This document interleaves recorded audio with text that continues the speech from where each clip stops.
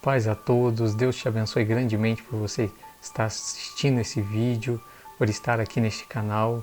Como eu havia prometido, nós vamos continuar falando sobre o milênio e hoje eu tenho uma revelação maravilhosa para a sua vida.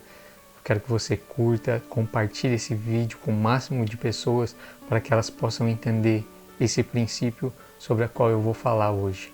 Como eu havia prometido falar sobre a razão da Terra não ter mais de 6.000 anos, esse vídeo não tem base científica, eu não vim falar sobre ciência, mas eu quero falar com vocês sobre Bíblia, sobre Palavra de Deus. O que a Bíblia diz sobre isso? Se você não assistiu o último vídeo, eu recomendo que você assista para que você possa entender esse. No último vídeo falamos sobre coisas maravilhosas, sobre coisas tremendas, revelada em um ciclo de 7, que Deus tem um padrão, um ciclo que se repete. E eu disse que os 6 dias da criação e o 7º dia, que é um dia diferente, ele se refere a um período de 7.000 anos que está determinado para a Terra.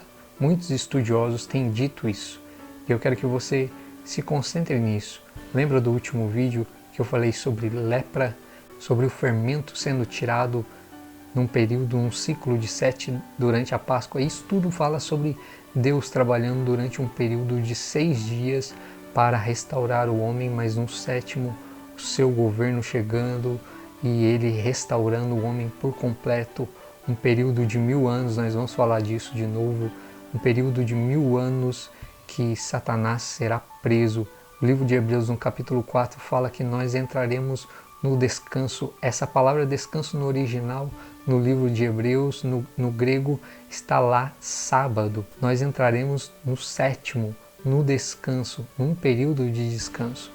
Pois bem, mas hoje eu quero falar com vocês sobre o Evangelho que foi escrito por João e uma revelação que está no capítulo 2.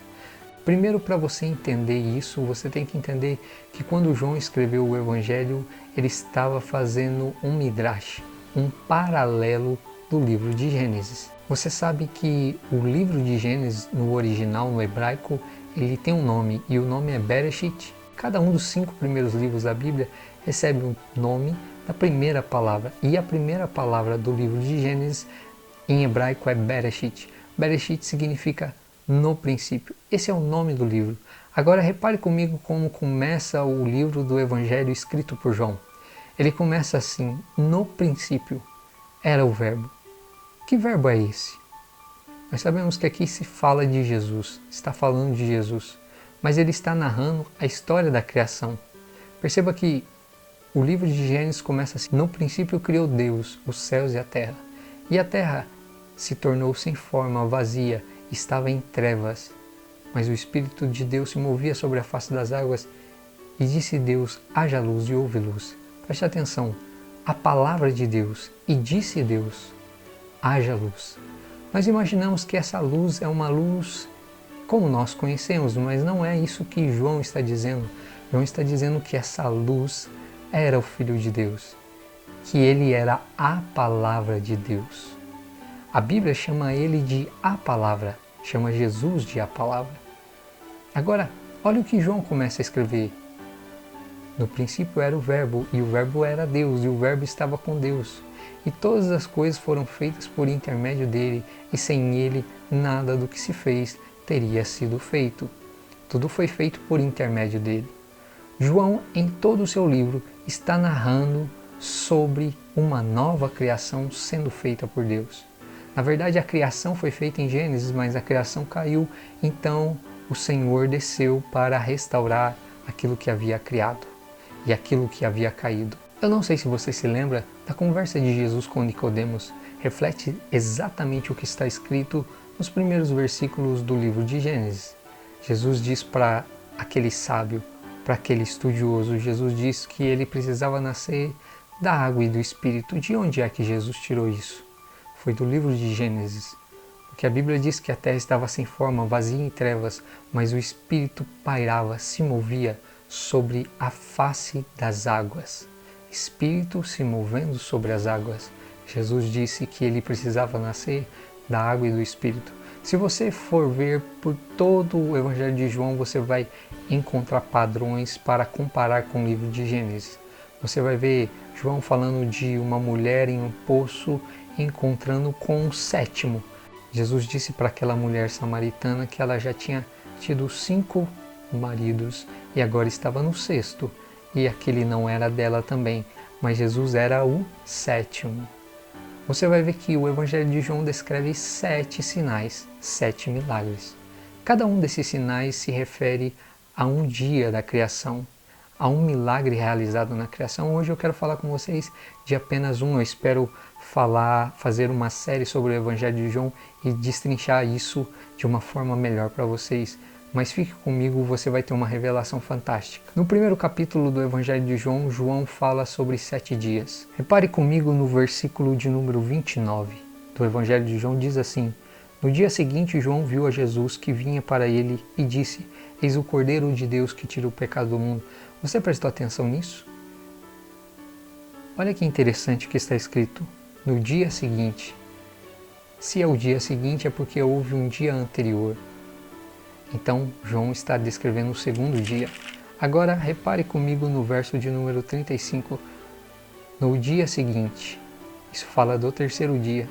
Verso de número 43 diz: No dia seguinte, que Jesus ir a Galiléia e achou a Felipe e disse-lhe: Segue-me. Perceba que estamos no 4º dia. Agora, o capítulo 2 inicia depois de 3 dias. Em algumas Bíblias diz ao terceiro dia, também está correto, porque aquela era a terça-feira. Até hoje os casamentos dos judeus ocorrem na terça-feira. Por quê? Porque o terceiro dia da criação foi o único dia que Deus abençoou 2 vezes. Foi o único dia que Deus disse 2 vezes que era bom. Leia o seu livro de Gênesis e você vai perceber isso. No terceiro dia, ou depois de 3 dias. Agora conte 4 dias do primeiro capítulo, com mais 3 do segundo, 7 dias. E naquele dia aconteceu um casamento, as bodas, que se refere ao período do início do milênio, da vinda do Senhor Jesus, de quando cearemos com Ele. Agora acompanhe comigo o que foi que Jesus fez nesse casamento. Possivelmente esse casamento era de alguém próximo de Jesus, tendo em vista que Maria estava dando ordens para que todos fizessem o que Jesus pedisse, o que Jesus mandasse. Jesus pega 6 talhas de água. Repare nisso, não há coincidências, não há palavras mortas na palavra de Deus. Tudo tem um sentido, um significado. São 6 talhas de água que são transformadas em vinho.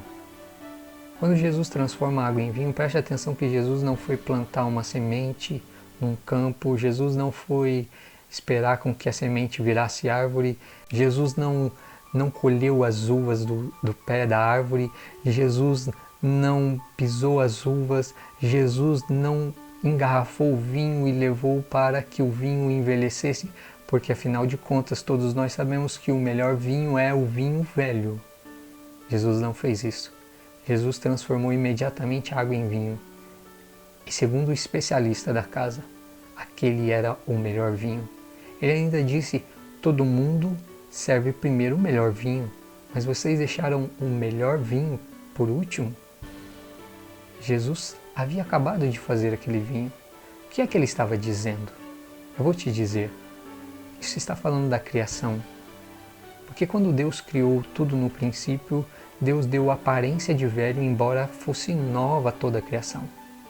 É por isso que eu creio que a Terra não tem mais do que 6.000 anos, embora ela tenha a aparência de velha, ela não tem toda essa idade que a ciência diz que ela tem. Todos esses testes de carbono 14, tudo isso que o homem consegue alcançar está aquém da revelação que a Bíblia nos mostra. Se você pudesse caminhar pelo jardim do Éden e encontrar-se com Adão, você ia ver um homem formado com aparência de 25 anos, mas ele tinha sido acabado de ser criado. Você perguntaria para ele: Adão, quantos anos você tem? E ele diria: eu tenho 1 semana. E você não acreditaria, porque ele tinha a aparência de alguém maduro, de alguém mais velho, mas ele tinha acabado de ser criado. Repare que as árvores do jardim, se você pudesse olhar os anéis das árvores, toda árvore tem anéis, cada ano que passa ela dá uma volta. Se você pudesse tirar o tronco, a raiz da árvore, e pudesse olhar nos troncos, embaixo dos troncos, os anéis, as voltas, você veria que aquelas árvores, elas não tinham nenhuma volta completa ainda, mas elas tinham a aparência de árvores velhas. Tudo na criação tinha aparência de grande, de velho, embora fosse novo. Era isso que Jesus estava fazendo, era isso que Jesus estava dizendo através daquele milagre. Que ele estava na criação e que ele dá aparência às coisas de velho, embora ele tinha acabado de fazer, ele tinha acabado de criar. Eu não acredito que a Terra tenha mais do que 6.000 anos, devido aos estudos de cientistas respeitados, cientistas criacionistas, e eu não creio no que a ciência tem dito que não tem base na palavra de Deus. Segundo a palavra de Deus, toda a criação tem aparência de velha, embora seja nova. Que essa palavra possa estar no seu coração, que você possa entender isso a respeito do Criador. A nossa ideologia é a ideologia de Gênesis, é a ideologia da criação. Nós somos criacionistas, nós acreditamos que há um Deus e que Ele criou todas as coisas e que os homens estão confusos, mas um dia a verdade será revelada para todos os homens. Que esse vídeo possa ser revelador para você, que ele possa te instruir a pesquisar, a buscar a palavra de Deus. Deus abençoe grandemente a sua vida. Nos próximos vídeos eu tornarei a falar a respeito do milênio. Estamos fazendo ainda uma introdução, que você possa assistir o vídeo anterior para que você possa entender esse e para que nós possamos continuar os outros vídeos. Deus abençoe grandemente a sua vida. Um beijo no seu coração.